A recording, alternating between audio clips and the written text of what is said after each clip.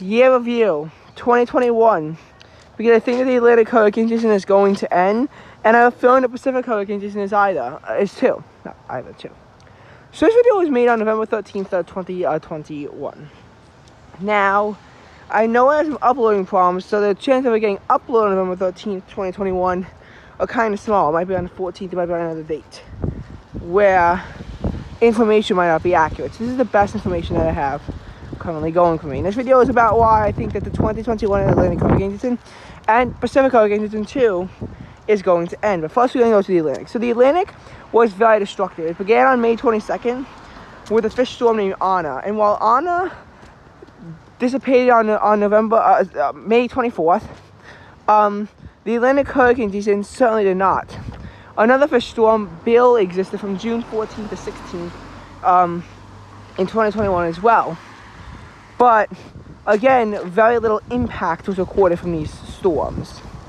Claudette, though, was different. Claudette saw 14 deaths due to flash flooding in Alabama and over $350 million in damage in total. It also spawned an EF2 tornado in East Bruton, Alabama, that wound up injuring 20 people, including 2 critically. In total, it spawned 8 other tornadoes, but this one was by far the most significant of all of them. And there weren't really too many other tornadoes. Tropical storm force conditions ranged from Louisiana to Florida and out into the Carolinas as well, but most of the impact was due to the severe flash flooding in Alabama. The tropical cyclone report might even identify another death that's possibly related to the system in Pennsylvania, but we're not too sure if that was actually caused by Claudette or not. Hence, we're not going to make the call and say it was until the TCRs come out. Right now, I know that Ana and Bill have had their TCRs released. Same for Danny and Odette and Kate and Julian. I don't think Grace has its released, but it might have been released. So keep in mind, this information is not going to be like 2020. In 2020, we vetted down everything about all these storms, and we know exactly where all respectable fatalities wound up occurring. 2021, this is not the case. So, and all these storms minus one that we have the TCRs out for are fish storms anyway. Danny is the exception. Danny actually made landfall in South Carolina. So Claudette made landfall in Louisiana, but I'm not 100% sure if it was as a potential tropical cyclone 3 designation or if it had actually intensified into a tropical storm before hitting Louisiana. I think it was the former that actually intensified, but I'm not 100% sure. It might have just been as a PTC. And a PTC actually began to cause impact in Garner notability on June 18th. So Claudette was from the 19th to the 22nd. Danny was from June 27th to 29th. It wound up making landfall in South Carolina on June 28th. And it caused about $5,000 in damage in the area, in both South Carolina and Georgia, as a matter of fact, too. Both places recorded tropical storm force winds, and there was even some minor flooding with rainfall totals amounted to 5 inches, but ultimately the damage was not that substantial. But then Elsa came. Elsa was from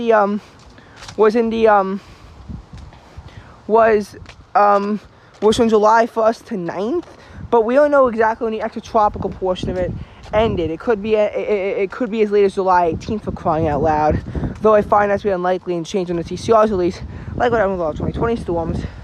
Elsa was actually a potential tropical cyclone as well, and it's the beginning of its designation, potential tropical cyclone 5. You're going to see that a lot of our storms began as potential tropical cyclones before intensifying, and this potential tropical cyclone wound up actually causing a bit of damage in the Caribbean. So ultimately 3 to 4 people died. Now why 3 to 4? Because we don't know if there was a 4th death in the Caribbean confirmed in Venezuela. We seem to think that it is, but again, we don't really have that many, we don't really have a too strong of a reliable source to back it up.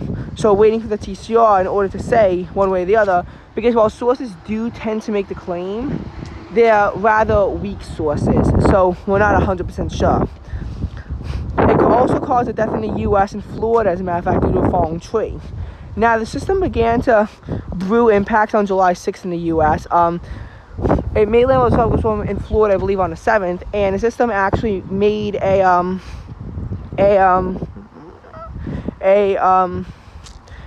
tornado on the 6th. There are actually 2 tornadoes in the U.S. on this day. However, one of the tornadoes was in the great state of Montana, and hence was obviously not spawned by a tropical storm in a complete other portion of the country, which was Florida.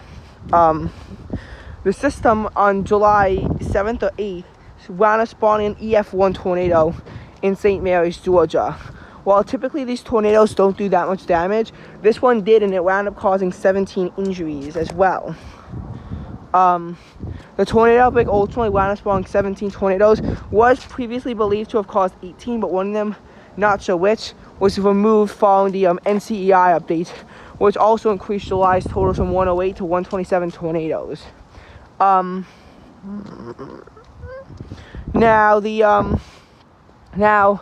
Elsa will actually impacts lingered into July 9th. On July 8th, New York City saw some of the worst flash flooding in its history.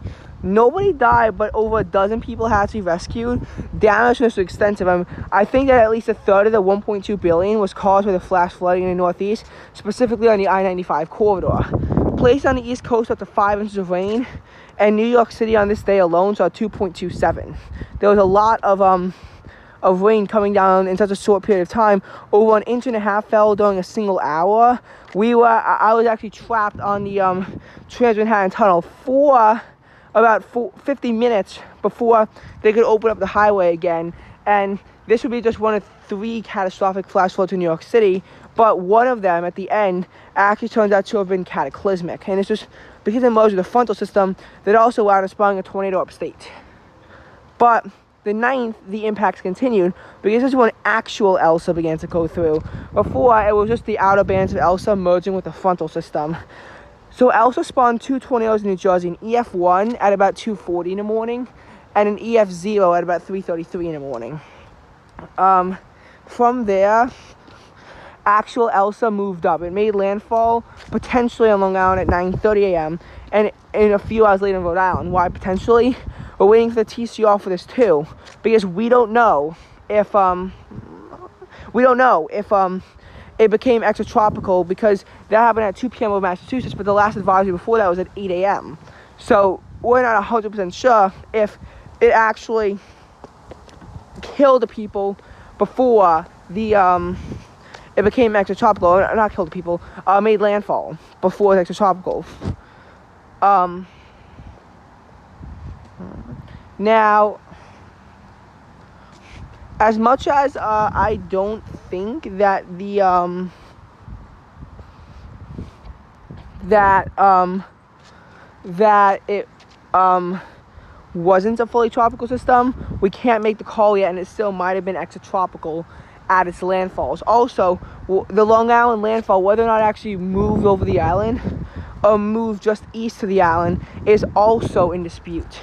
So, if Elsa didn't make landfall, then now the last instance to make landfall on Long Island would actually have been Irene back in 2011. This actually made landfall at Coney Island, and it wound up killing 5 people in the state and causing $300 million worth of damages in the state of New York, as well as obviously a lot of other damages in other parts of the country as well. Now, moving on from there, tropical storm Fred, actually. So, Fred has been an incarnation of a name for a while. So, Anna and Bill, you've probably heard of very frequently. Same for Claudette and Danny. I think Anna, Bill, and Bill was a replacement of Bob following 1991. Anna was used the whole time. Same for Claudette. Danny was used since 1985 to replace David of 1979. Elsa is actually a new name because of Tropical Storm Elka being retired in 2015. Fred was actually used since Fabian in 2003. And I think the 2015 incarnation was actually one of the worst tropical cyclones. It wasn't what's high, but one of the worst tropical cyclones in Cape Verde and overall in Western Africa, where in that region it killed 9 people and caused $2.5 million in damages. So this Fred only caused 7 deaths. It caused 1 in Florida and 6 in the Carolinas, pretty sure North Carolina. So this storm actually moved to the Caribbean, but thankfully it didn't cause that many impacts. Only about $10 million in damage in that region. And ultimately, the impacts there were quite minor compared to what they could have been, because this is a weak tropical storm. And it denigrated, and then on the 11th, it denigrated on August 14th. Fred was actually also a potential tropical cyclone 6. Now, I was actually at a sleepaway camp upstate while this happened with very poor internet access. So me getting new access to information on the storm was actually quite limited until we left on the 13th. I was there for 4 nights actually. And the night that's actually when I got the potential tropical cyclone designation. And it denigrated, I think, on the 13th or 14th, but then on the 14th, but then on the 16th, something remarkable happened. Actually, this is the opposite of remarkable. It was catastrophic. The system actually re-strengthened. So it wound up making landfall in Florida, I think, on August 17th, right at the border between Central and Eastern Time. And it then moved through Alabama and Georgia. Now, funny thing is, a lot of people think it denigrated to a tropical depression at 5 a.m. local time. It was actually at 4 a.m., but there's a reason why. In UTC time, it was 9 a.m. This is 100% correct. This is confirmed. But they listed the official thing as 15 miles southwest of Columbus, Georgia. So they think it's in Georgia and using Georgia time. In reality, though, it's actually in extreme eastern Alabama, which is a central time. Unofficially, that area might actually be using Eastern time, but I'm not sure, and I don't think so.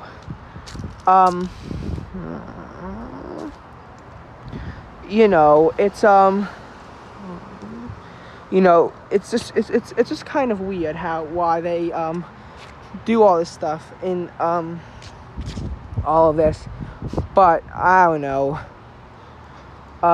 Time zone shenanigans are extremely weird. We should really just fix all of our time zones. I mean, I get the need for them to have the sun be close to this zenith at noon. But, I mean, we've screwed around so much with them that, I mean, honestly, if you want to have time zones, make them more consistent for the love of God. I swear, it's just one of those things that, I mean, I'm probably not the only person to get upset about time zones. I'm probably not. Anyway, moving on to another note. So, this tropical storm Fred, you might think its strongest impacts would be in Florida, where it made landfall, or potentially in Alabama and Georgia. And while Florida did see a death, 6 were in North Carolina, where much of the $1.1 billion in damage was caused, and a confirmed $311 million total was recorded in 2 counties in North Carolina alone. This and the 6 deaths were due to the extreme flash flooding, which meant that there was actually a portion of it up to 9 inches of rain that wound up falling, which caught people off guard. You'll see that flash flooding is actually going to be a common part of the season. I think the flooding in Alabama might have actually been flash flooding, and a non-tropical system in Middle Tennessee, it didn't cause any tornadoes, but it did cause 17 inches of rain to fall within a 24-hour period, most of it in just a couple of hours, in Waverly, which is just about 60 miles west of Nashville. 60 miles west of Nashville. And unfortunately, it was just catastrophic. 20 people wound up dying, as a matter of fact, in the midst of the flash flooding. So yeah, you have all these deaths, which actually made Tennessee go up to about 29 flash flooding deaths, which I think put it in the lead, but it might have already been revoked. Which, to think about it like that, if you think about it, once one state once you have the record for the most people in flash flooding, at least for a year, you kind of want it to hold through. But unfortunately, there would be another tropical cyclone that would cause devastating flash flooding in the Northeast. Actually, there was 2 of them, but the second one is the one we're going to be looking at. So the first one is actually Hurricane Henri. Henri was actually very sparing. For a system to drop 2 inches of rain in New York City in an hour, 10 p.m. to 11 p.m. on the 21st, and that night of the 21st, starting from when a lightning bolt flashed down at 7:30 p.m., it was in the middle of a concert, which wound up having to get canceled. There was about 4.5 inches of rain, and all in all, there's about 7 inches of rain in New York City.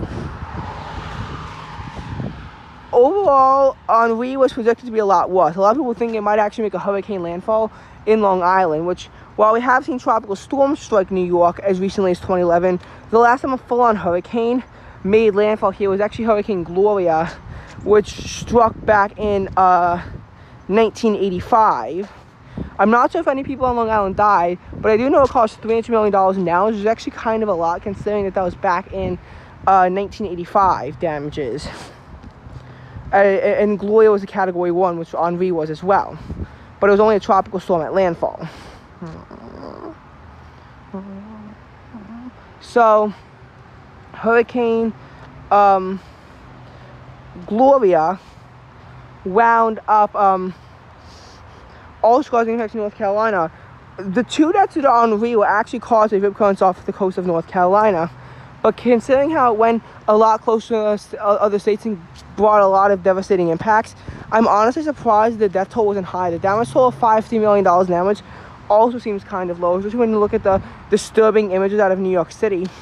And the fact that they make landfall as a tropical storm in southwestern Rhode Island, and also bringing tropical storm conditions into Connecticut as well. Now,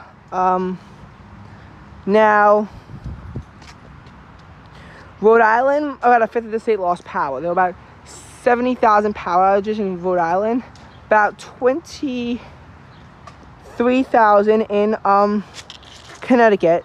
Massachusetts saw about 8,000 power outages, and so did New York. Long Island saw 8,400 power outages. I know that because they live there. There were also a few other power outages scattered upstate. I mean, the system did actually cross into New York as a tropical depression before looping back into Connecticut and through into New England. The reason why Henri caused so few power outages was because of the way it barely missed the island. So really, only Montauk saw tropical storm force winds, and even they were only 40 miles an hour. Compared to projections, are showing a 70 to 75 mile an hour landfall, which, while a border between a tropical storm and a hurricane, really that 5 mile an hour difference isn't going to spare too many people. Also, what's important is that you know, a lot, like, they brought enough crews to be able to restore within 72 hours, or maybe not 72 hours, but to be able to restore 600,000 power outages. And there's actually a reason for that. Last year, Hurricane Isaias made landfall on the East Coast. After killing 2 people in the Caribbean, it wound up killing 15 people in the U.S. A lot of them in the Northeast. We saw 2 deaths in Pennsylvania and New Jersey, a death in New York, Connecticut, and New Hampshire. So we saw 7 deaths in total. Overall, there's $4.5 billion now due to Isaias, and I'm sure a lot of it was in the Northeast of the United States. The power outages were extensive. There were nearly 200,000 outages in New York City and over 400,000 in Long Island. But they only prepared for about 100,000 power outages because nobody thought the storm would be that strong, and a lot of people had underestimated Isaias' power, citing that winds of 65 miles an hour are possible, but not likely, and giving a more accurate projection of 50 miles an hour, or more, not more accurate, more reasonable prediction, more accurate to them. But 65 mile an hour winds did go into New York. Winds of 40 to 45 miles an hour battered the island, and to make things worse, on August 7th, a fire broke out, which wound up knocking out power to 50,000 people and forcing them to restore that, so they can only get a few thousand people up on that day. The problem with Isaias is that nobody projected it to be as bad as it was, and there were extensive power outages that took a while to be fixed because, again, nobody really could know how bad it was. I think what they did now to make sure that that wouldn't happen again is to extra prepare them, everyone, for this. But for Henri, what a lot of people didn't see coming was the extreme flooding that, while it didn't cause power outages, which it honestly could have, it still caused a lot of impacts. And, you know, I wasn't here. I was actually on vacation in western Pennsylvania, where I was totally spared. But, like, out west in Pittsburgh, because I heard even State College saw a bit of rain from Henri.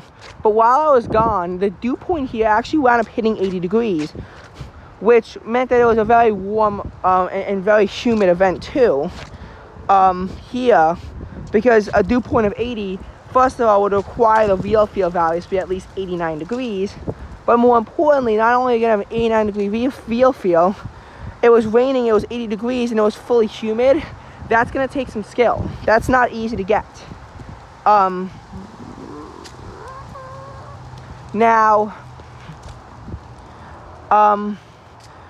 in Henri's aftermath, there was actually an extensive heat wave. So, honestly, it was a very good thing that a lot of people didn't lose power, because what we saw in Ida and Louisiana, power outages can cause deaths when you have extensive heat waves after this. You had temperatures go into the lower 90s, barely anywhere more, since the lows were in the upper 60s and lower 70s.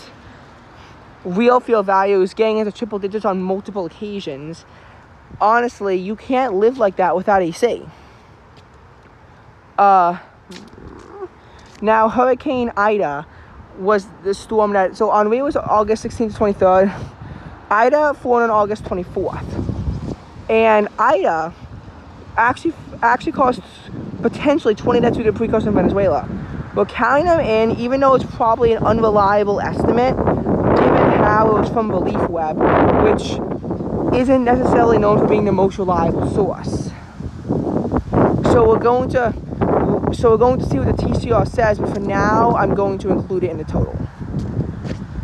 The storm also caused $100 million in damage in Cuba, making landfall there as a Category 1 storm, I think on August 25th to 26th. But on August 29th, the real catastrophe happened.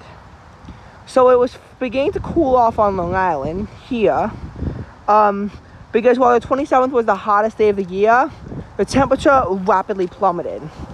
The temperature was still 79 degrees at midnight, which isn't totally out of the ordinary, considering that it's not the traditional low temperature time, but 79 degrees is still very warm. But that was the high temperature of the day. The temperature would dip to 66 by the end of the day, as temperatures would begin to moderate a bit.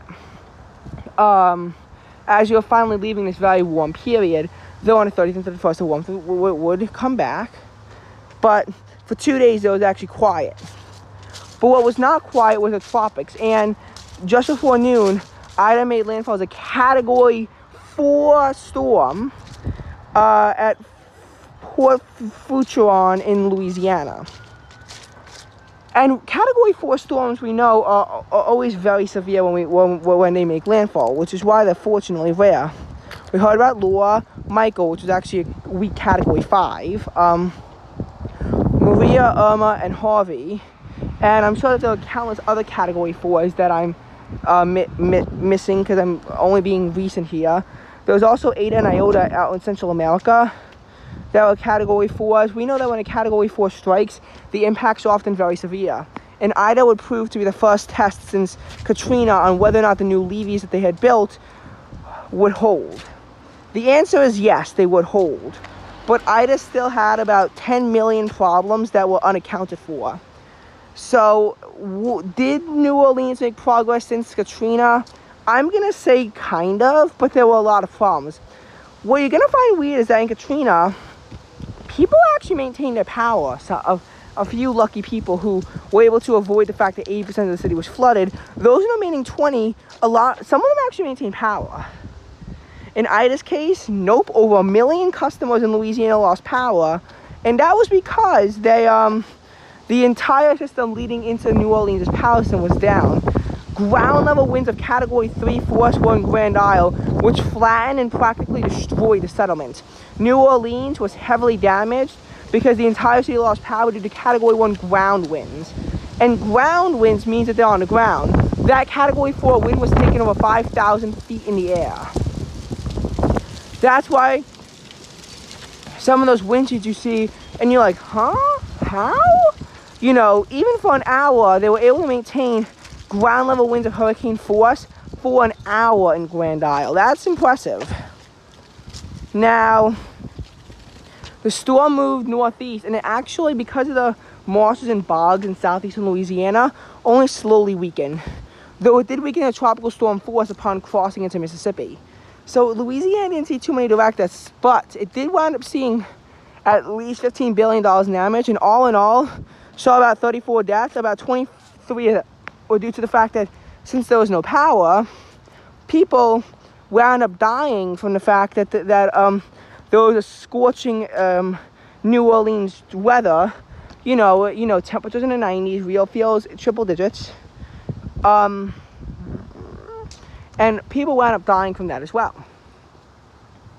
Because you can't really live in those kinds of scorching conditions for a super long amount of time. It's painful. Then, Ida caused 3 deaths in Mississippi and 2 in Alabama. There were also about 120,000 power outages in Mississippi and a few in Alabama, Florida, and Tennessee. But then the system weakened. But what a lot of people didn't realize at first, but slowly began to realize on the 31st, was that Ida would make a comeback. So Ida spawned a pretty significant tornado outbreak in the southeast, but the northeast was more notable. Combined, they actually wound up spawning 35 tornadoes, which is actually pretty impressive for a tropical cyclone outbreak. Fred spawned 30, but there weren't any casualties. Ida saw a death due to a tornado in Upper Dublin Township, Pennsylvania, 10 injuries, though 3 of them were in the south. And New Jersey's first EF3 tornado in Mullica Hills. That was the first EF3 tornado in the state, or F3/EF3, because they weren't even using the enhanced strategic scale back then, since 1990. And this is on the heels of a big outbreak that struck on July 28th, well actually July 29th in the region. Spawned about 46 tornadoes. No one died. It did cause 13 injuries in 2 specific tornadoes. That was also pretty destructive. Now, Ida, on September 1st, you begin to see that there was a bit of a hole in impacts in Alabama and Virginia. There was death in Virginia. There were 2 deaths in Maryland. There was also an EF2 tornado that was pretty significant in Annapolis. One of the flooding deaths was in Rockville. You might know Rockville. I hope you know Annapolis, because Annapolis is the capital. You might know Rockville too. Pennsylvania saw 5 deaths, including one in the tornado. The Schuylkill River saw significant flooding. Parts of New Jersey saw, I believe, up to 14 inches of rain potentially. And all that came down within just a few hours on September 1st, that night, and in the early hours of September 2nd. All that rain. So it wound up actually killing 30 people there. That's right, 30. And you think 20 was substantial in Tennessee. Well, now it's way more than even that. Now, and by the way, just to let you know, there was some flash flooding on March 27th in Tennessee that killed 4 people as part of a larger tornado outbreak sequence, 2 outbreaks from the March 24th to 28th. So just think about it. Just think about how there was so many deaths in one state, but for that to be eclipsed by a single storm would be impressive. In all, Ida cost about $16 billion now in the Northeast. Pennsylvania saw $100 million now. New York saw $50 million, but I'm pretty sure they're underestimating, given that New York actually saw 16 to 18 deaths. So Ida was the second deadliest storm in New Jersey. In New York, it was 4th to 5th place. We're not sure, but anywhere between 16 and 18.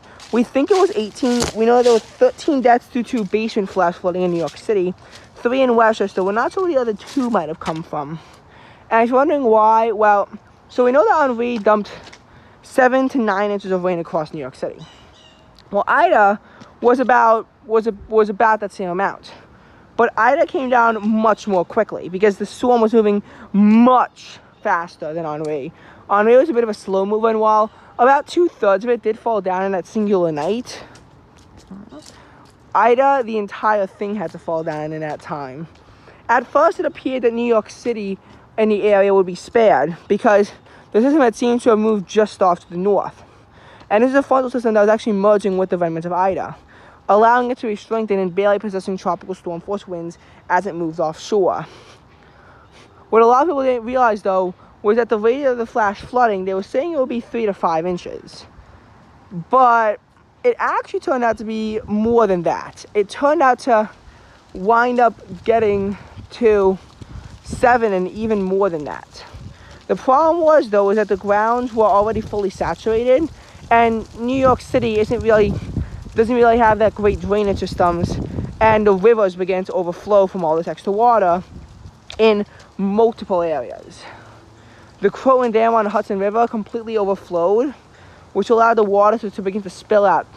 So a lot of people also living in illegal basement apartments, and that's where 11 of those people wound up dying because they wound up drowning in their own apartments. They did give a flash flood emergency for the area, but a flash flood emergency, you don't really have that much time, and a lot of people living in these basement apartments simply had no way of getting out. At 10:50 p.m., the flash flooding on 495 was so severe, they wound up having to close down the highway. So honestly, it's a good thing that nobody died due to transportation. And even though, yes, there's another death in Connecticut, even though 54 people wound up dying in the Northeast, excluding Virginia and Maryland impacts, so including there would be 57 people that wound up dying. Honestly, it's a bit remarkable that nobody died in public transportation. And now Ida and Steph told, I think that would add it up with the 39 deaths in the Southeast. It should add it up to in the U.S. 96 deaths, so 116 in total from Ida, which accounted for most of the system season's deaths.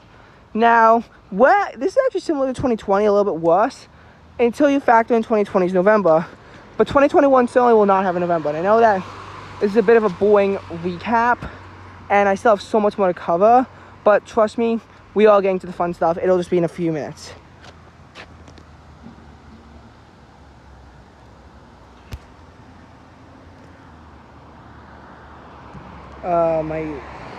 My camera is fuzzy. Well, my watch isn't showing the time. I'm trying to show you what time it is. Not working. Anyway, but then you had a lot of fish storms. I can't go into detail on them because all the time. Kate and Jillian. Larry at first appeared to be a fish storm, but it wound up making a hurricane landfall in oh shoot, did I forget about Grace? I did. Grace, very quickly, strong category 3, made landfall in Mexico. It caused a death in Haiti because, it dropped 15 inches of rain on the heels of a massive 7.2 earthquake that killed over 2,200 people in the country. Damage between the two areas is estimated to be 5-13 million. 14 deaths in Mexico as well. Might be retired. Okay, that was Grace. We have to move on quickly. Larry, again, it made landfall on September 11th in Canada. 2 deaths due to rip currents off the U.S., 1 in Florida, 1 in South Carolina, and it wound up causing $80 million in damage. Mindy, not really too much to say. September 9th, it made landfall. Even though it caused a bit of flooding in Jacksonville, it was no worse than an average summer thunderstorm. Hence, it's not as notable as Danny, which caused the flooding in areas that generally don't see them. And even though it made a landfall in Florida, it's not really notable because it did something. It wasn't anything more than an average summer thunderstorm. Nicholas, though, was. Even though nobody died, it caused about $1.1 billion now, is at least in flooding. In Texas and Louisiana, over 600,000 people lost power. Rain extended into Alabama from the system as well. September 12th to 16th, but the remnants persisted into the 18th. AKA the day I almost died of heat stroke because I made a few bad decisions. But then you had a lot of fish storms. Odette and Peter and Rose and Sam. Sam was notable because it lasted from September 25th to October 5th. And Sam broke a lot of meteorology records too, and was one of the longest lasting major hurricanes, giving an ACE of 53. Unfortunately, I don't think our season is going to be extremely active in terms of ACE, because we didn't really have a lot of storms like Sam to really boost our ACE. But ultimately, Sam caused, fortunately, very low impact. Teresa was a subtropical storm that briefly threatened Bermuda, but ultimately did nothing. Victor also did nothing. And then Wanda. Now, Wanda's nor'easter caused a death in New Jersey and New York, and 600,000 power outages and $200 million in damage. But This nor'easter, which might have actually been the same as the bomb cyclone that caused 2 deaths and 370,000 power outages in the Pacific Northwest. This nor'easter, though, we don't know if they're the same thing. I'm gonna say probably not. 4 to 5 days later, so on Halloween, wound up developing into a subtropical storm and became a tropical storm on November 2nd. Wanda dissipated on November 7th. Wanda was a fish storm and did nothing. And we're not sure the precursor was, how much of it was actually the precursor. And even then, a lot of people will just say it was an unnamed nor'easter, the October 2021 nor'easter. The nor'easter definitely was notable. Wanda wasn't. Honestly, a lot of people thought the season was dead. Wanda, says similar to Wanda would be impossible with the polar vortex coming in. Right now it's about 1:45, and I guarantee you, the skies are gonna open up. It's gonna pour in about 30 minutes. So right now it's about 61 degrees. Temperatures are going to plummet down by sunset into the 40s, and it's gonna get to 37 tonight. This is because of a polar vortex that's coming in, and it's gonna really drop the temperatures across much of the North Atlantic. There's still too much shear for anything to form in the Caribbean. We're really just not gonna probably see anything else. Possibly a December storm could form, but those are unlikely. The last time we had a substat was in 2013. I think it was honestly, Wanda was a breakthrough in a period where we're really not gonna see any storms. And I think the Pacific is done for too. I mean, we haven't really seen a lot. Now, the Pacific is known for having more fish storms. Andres did cause flooding to 30 cars in southwest Mexico, but ultimately did not really cause that much damage. Blanca was pretty much a fish storm. Carlos too, but wait, Carlos? I think, yeah. But Tropical Storm Dolores, actually, this helped shape up Claudette, and it wound up killing 3 people and causing $50 million. Now it's a strong tropical storm as it moved through western Mexico about the same time as Claudette was beginning to take shape, so about June 17th.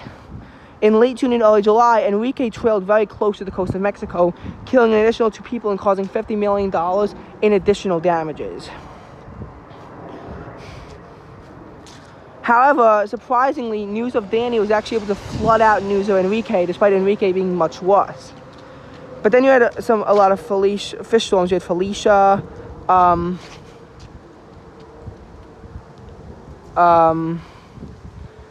whatever the G and H and I storms were, and a J and a K. Linda did cause some impacts in Hawaii, but it really wasn't that notable. Marty actually formed off Grace, but wasn't notable besides from that. And we're not even 100% sure if it was Grace to Marty, the same way. It's similar to Nana and Julio, but, you know, first of all, no, the Wikipedia article would not be Hurricane Grace and Tropical Storm Marty. They've ruled against it for Nana because even if they do add Marty, it would only be a simple paragraph in a meteorological history, and it would create an imbalance. It's not like a lot of these other storms where you'd have to fully change the title to avoid having undue weight issues. It's not like that.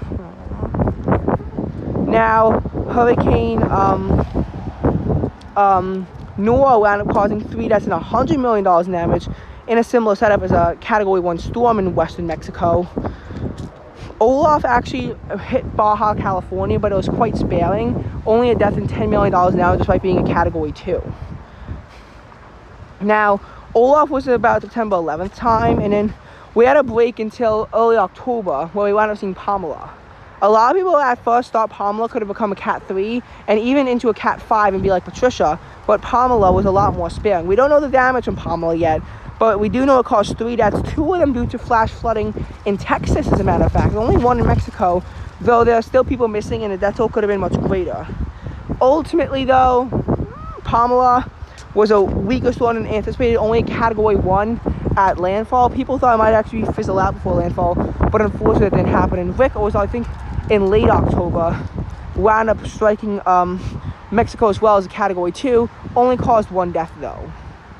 Now, so while a lot of people thought that Terry and Sandra might actually have been able to form in,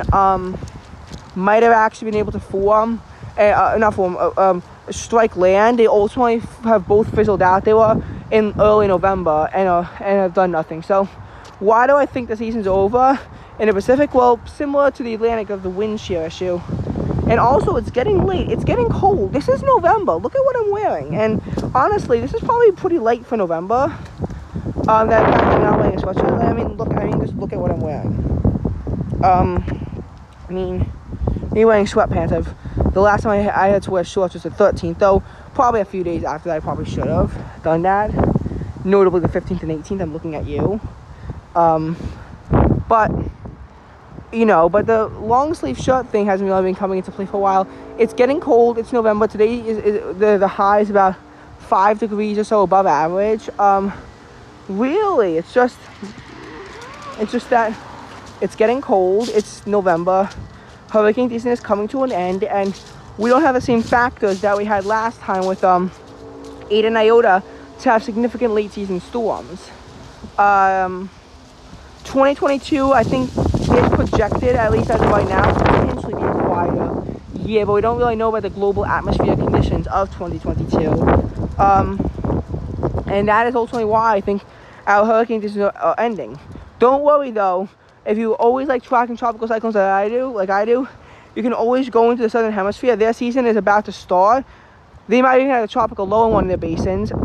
BOBO5 in the Indian Ocean contributed to some significant flash flooding that killed 41 people in the South India floods, although only 14 of them are actually attributed to the Deep Depression. Ongoing situation there. We had a lot of non-tropical floods this year. Pacific typhoon season, of course, could always muster up something special. You know, there's probably going to be winter storms for you to track. By the way, I actually have a few blizzard videos from last year that I might be uploading to YouTube.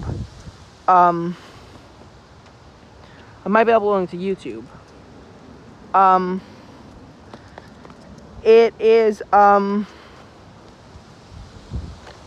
honestly just there's always a lot of weather going on somewhere. You can always find a headline somewhere. I know November has been very tornadically inactive. So far, we've only seen 7 tornadoes that might go up because of the system that is coming in today and what happened yesterday. Not sure October. We didn't really have too many notable outbreaks, but we did have a lot of small, modestly sized rural outbreaks that caused a few injuries. There was a death due to a tornado in Moss Point. It was EF1. Not really too many notable outbreaks, but there were a few. And that ultimately made October like double average, and that's even before the NCEI update. So if you always like tracking weather, trust me, there's going to be more weather. I mean, there's always going to be something for you to track. That is a guarantee for me. You never, only for a little bit in a year, are you gonna find a time where there's nothing interesting weather-wise to go on. You're almost always going to have something to track, and I've learned this too. You don't always have to track weather all the time. Like, my studies of tropical cyclones were interrupted with the Afghanistan stuff. When I was looking to be boring weather-wise, I turned to tracking and intensely monitoring the 2021 elections, which are about to happen. We all know what happened there. Sometimes they were updating damages. Like, for example, Chanthu's damage just got upgraded to 30 million. Leon Rock's damage also got upgraded by a bit. So trust me, there's always gonna be something to track. There's European windstorms that are going on, though none of them too recently. There's always gonna be something to track, so don't worry about that. That is a guarantee. You almost never have something to track. This is one of the longest videos I made on YouTube, trying to cover and recap 2 entire hurricane seasons and explain why they're about to end. So please subscribe, because I don't know how many of the YouTubers would do stuff like this. And that was all. See you in the next video. I'm actually smashing together, and this might have already been uploaded, depending on my schedule, a time lapse with 2 other videos. So make sure to check that out too, and goodbye. Also, if you're wondering for the time, it's still not showing. I don't know why.